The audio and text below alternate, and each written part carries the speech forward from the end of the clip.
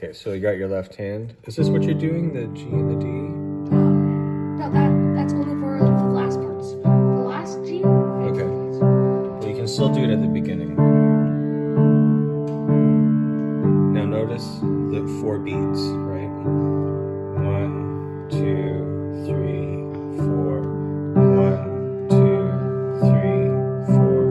1, 2, 3, 4. 1, 2, 3, 4.